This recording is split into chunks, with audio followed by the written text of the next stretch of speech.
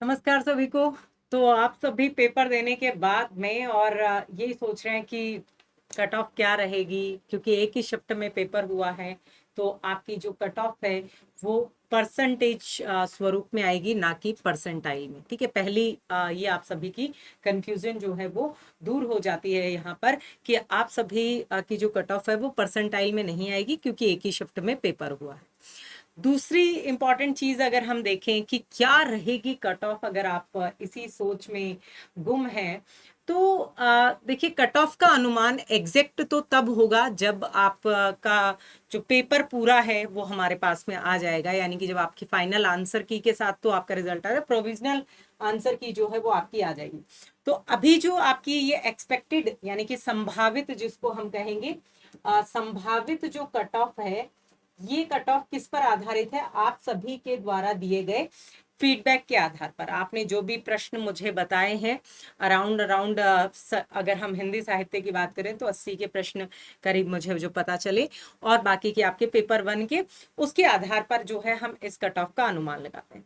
तो उससे पूर्व सबसे पहले हम जो चर्चा करेंगे कि आपकी जो पिछली कट ऑफ रही थी वो क्या थी।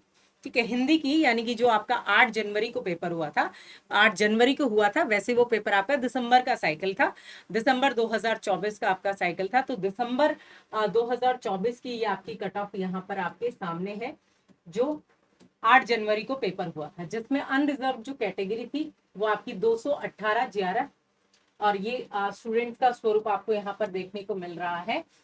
तो कि 218 पर आपका जीआरएफ हुआ, 196 पर जो है वो आपका क्या हुआ, नेट हुआ, और 170 पर पीएचडी ओनली हुआ।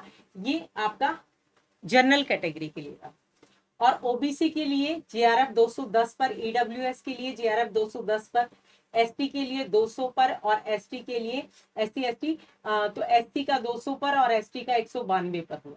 ठीक है, बाकी अलग अलग ये पीडब्ल्यूडी और इस तरह से आए कि नंबर ऑफ कैंडिडेट्स आपको यहाँ पर देखने को मिल रहे हैं कि हर उसमें जो है जीआरएफ कितने बच्चों का हुआ, नेट कितने का हुआ। तो हमें ये सभी अनुमानित है कि भाई 1% का लगभग आपका जीआरएफ होता है, थोड़ा सा ऊपर नीचे हो जाता है, 6% का आपका अराउंड नेट होता है, और पीएचडी ओनली जो है ये आपका 15% का होता है। यानी कि 3 कैटेगरी में आपका ये रिजल्ट आता है, जिसमें से जेआरएफ जो है वो आपका 3 साल के लिए वैलिड रहता है। 3 साल में से आपको कहीं ना कहीं जो है वो, जब आप पीएचडी के लिए, अपने रिसर्च के लिए एनरोल हो जाते हैं, तभी आपको फेलोशिप मिलती है, यानी कि घर बैठे पैसे मिलते हैं, ऐसे नहीं मिलते, रिसर्च करने के मिलते हैं। नेट जो है लाइफ टाइम के लिए रहता है, पीएचडी ओनली जो है वो 1 साल के लिए वैलिड रहता है। अब देखिए, अगर हम इसकी बात करें तो आपकी कट ऑफ जो इस बार की होने वाली है वो अराउंड अराउंड इतनी 215-20 के करीब ही रहेगी जनरल कैटेगरी के लिए।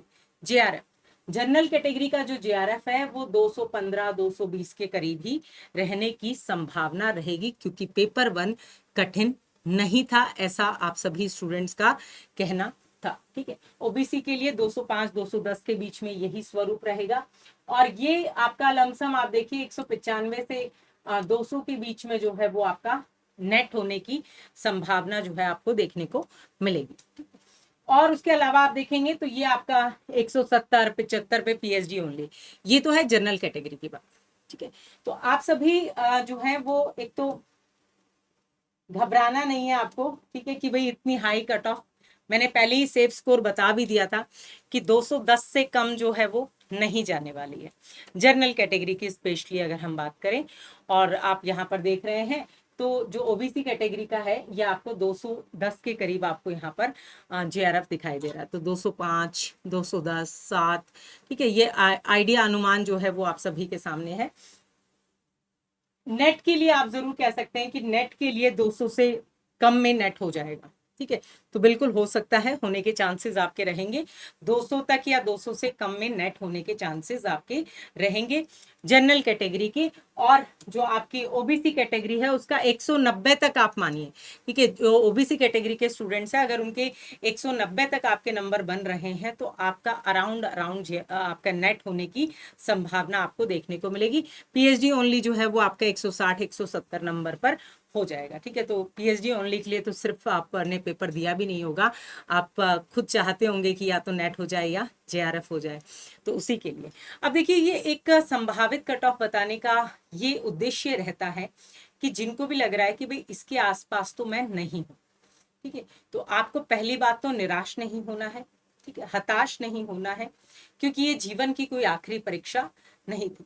हम एक टारगेट लेते हैं, लक्ष्य लेते हैं, तब जरूर ये कहते हैं कि हाँ भाई, भाई मुझे लास्ट बार नेट का एग्जाम देना पड़े, ठीक है, लेकिन ऐसा नहीं होता है।